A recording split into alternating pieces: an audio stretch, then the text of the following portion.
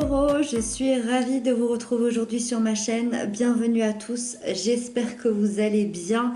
On se retrouve pour votre guidance de ce mois de novembre. On va aller voir ensemble ce qui se passe pour vous, quelles sont les énergies qui vous accompagneront sur ce mois de novembre. Pour ce faire, j'ai pris pour ce mois-ci pour vous le Encore Tarot. C'est vraiment un tarot que j'aime énormément. Je vous l'ai mis en barre d'infos si vous avez envie de vous le procurer. En barre d'infos, vous avez également le petit oracle. Je vous prendrai une petite carte de cet oracle ici, là, l'oracle au quotidien. Je vous ferai une petite carte surprise à la fin de votre tirage. Ce sera un petit plus s'il y a quelque chose à entendre ou à comprendre. Donc voilà, je vais le laisser par là. Et puis vous avez le lien de ma deuxième chaîne YouTube aussi, comme d'habitude. Voilà, c'est parti. Consultez également le signe ascendant, le signe lunaire, ça donne toujours un complément d'information. Alors, votre énergie générale pour ce mois de novembre est au valet de bâton. L'énergie positive qui arrive à vous est au 6 de coupe. Les blocages et les peurs, le jugement. L'événement important, on a le 5 de bâton. Les couples et les célibataires, le roi d'épée, le cavalier de bâton. La sphère professionnelle, la 8 d'épée. Et le conseil, l'as d'épée. Ok. On a un beau mélange de bâton et d'épée, surtout. Le positif de l'émotionnel avec les coupes. Et arcane majeure dans les blocages et les peurs. Ok ? Allez les taureaux, c'est parti, on y va. Donc on commence avec ce joli petit valet de bâton en énergie générale. En énergie générale, le valet de bâton, c'est le messager spirituel. Donc ça laisse sous-entendre qu'on va être plutôt dans la spiritualité sur ce mois de novembre. Ce valet, il va utiliser son bâton pour aller chercher une nouvelle voie dans laquelle il va s'épanouir, dans laquelle il va retrouver son instinct, dans laquelle il va retrouver ses désirs, ses envies, une passion. Ça reste un valet, il peut manquer d'expérience et de maturité, mais il a envie de changer le monde. Vous voyez, c'est un peu la symbolique. Il y a ce manque de maturité et je veux changer le monde. Il a la volonté de dépasser n'importe quel obstacle. Et c'est justement parce qu'il veut changer le monde que les obstacles ne lui font pas peur. Et c'est ça que vous allez avoir à l'intérieur de vous. Ça va être le désir de prendre des nouvelles directions, d'aller explorer sans ressentir la peur d'aller explorer. D'accord ? Dans la liberté de pouvoir choisir le chemin et de partir à la recherche du coup de cette nouvelle voie qui va être assez passionnante, avec beaucoup de curiosité à découvrir ce qui va vous attendre. Par-dessus ça, il y a la création avec cette énergie qui va arriver de manière assez inattendue. Et donc, changement très sincère, très profond pour vous, les taureaux, pour ce mois de novembre. Le positif dans tout ça, c'est le 6 de coupe. La 6 de coupe. Le positif dans tout ça qui va arriver à vous sur ce mois-ci, c'est une envie de revenir à la simplicité, une envie de revenir aux fondamentaux et au plaisir simple de la vie, à la légèreté, à la fluidité. C'est la nostalgie d'une époque où vous viviez dans la douceur, où vous viviez comme cet enfant ici, sans crainte, juste dans le bonheur de vivre et d'aimer. Et c'est ça qui va arriver à vous. Donc c'est absolument magnifique hein, quand on y pense. Moi, je sens que vous allez peut-être même renouer des liens avec des personnes du passé. Il y a peut-être des retrouvailles avec quelqu'un qu'on aime. C'est un véritable retour aux sources. C'est comme si vous rentriez à la maison. C'est votre cœur qui parle, c'est votre cœur qui est dans la joie, c'est l'innocence, c'est l'authenticité. C'est une énergie vraiment qui peut vous aider à guérir émotionnellement des 6 dernières années qui viennent de passer ici.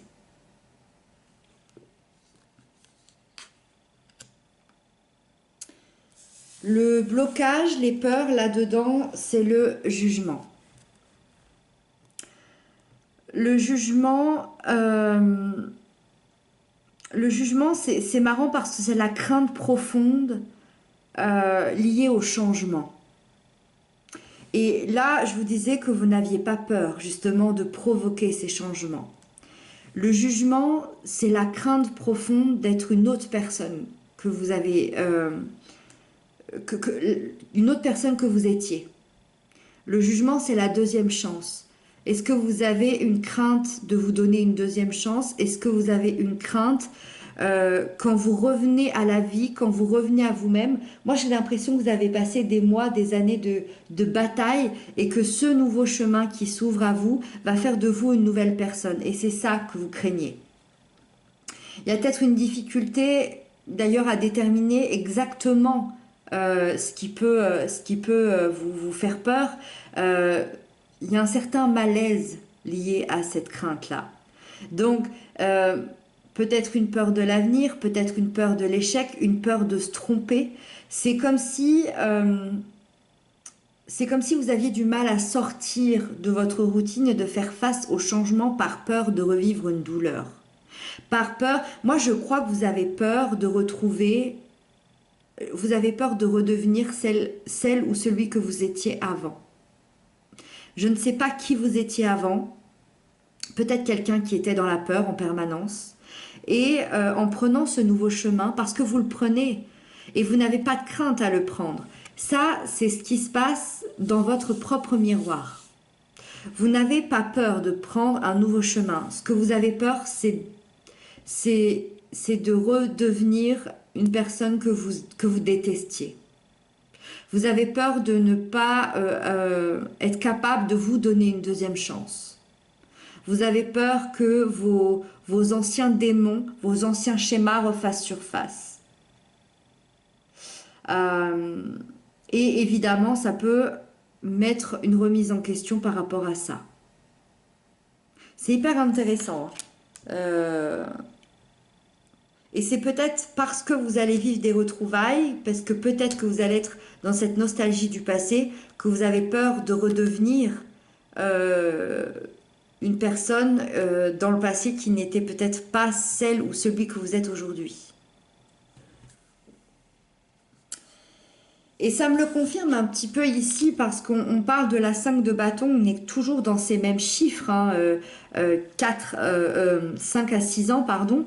L'événement important, c'est que vous allez surmonter des difficultés, vous allez surmonter un conflit, vous allez surmonter des débats, vous allez surmonter des tensions, des rivalités qui vous ont épuisé pendant des mois, des années, qui vous ont fait perdre du temps et qui ont été très compliquées. Ce combat-là, ça peut être autant avec des personnes qu'avec vous-même. Et c'est comme si vous veniez de prendre conscience que tout ça, vous n'en avez plus besoin. Vous n'en avez absolument plus besoin. Vous ressortez même grandi de cette expérience. Vous ressortez dans un nouveau chemin de spiritualité, d'instinct, de feu, de vie. Vous ressortez avec la vie.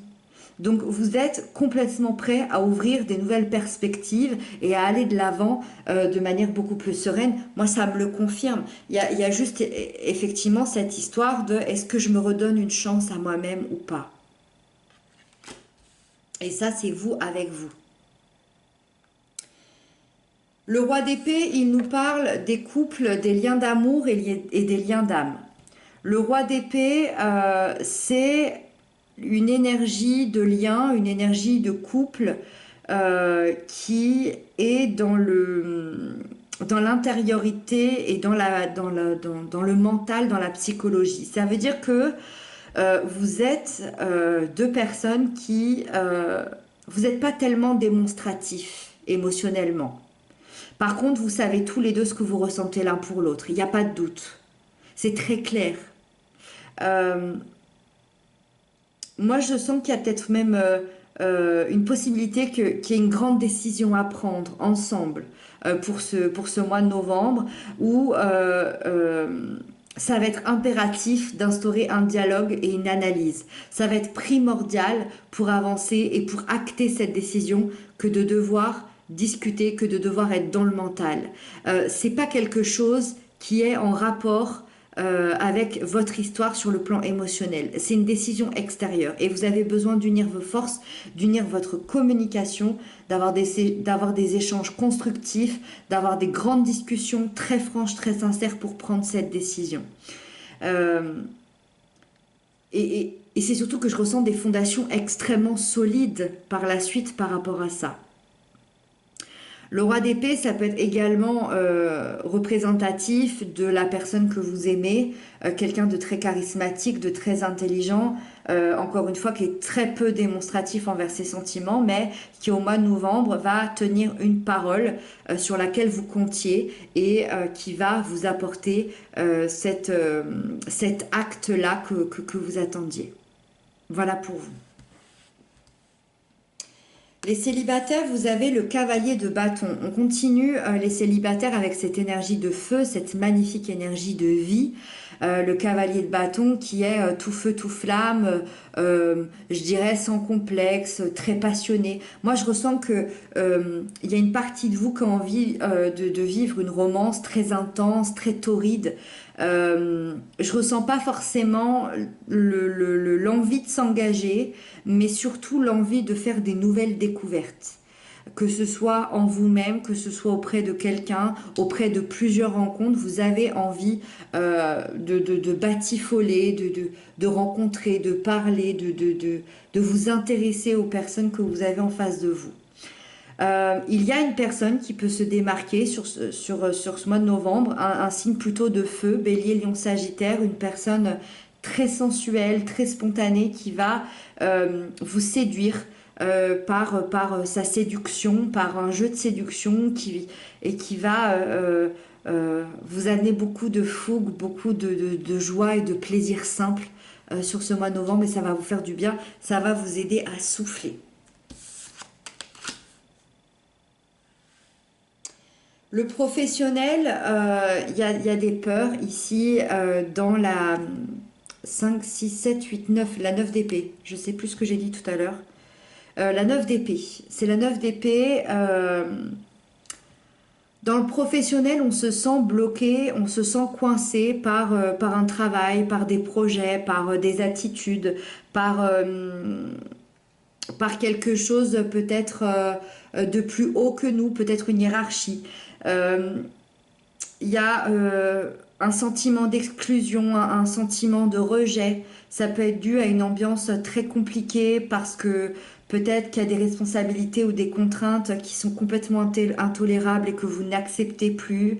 C'est peut-être aussi parce que vous avez perdu confiance, confiance en vous, confiance en vos capacités, confiance en la possibilité de faire ce que vous aimez, de créer votre projet. Ça peut être la difficulté à être productif, à être assez découragé par la fatigue, par les peurs, par le mental qui se prend un peu la tête. Pour l'instant, le métier, les projets ou les conditions actuelles ne correspondent pas à ce que vous attendiez et à vos valeurs.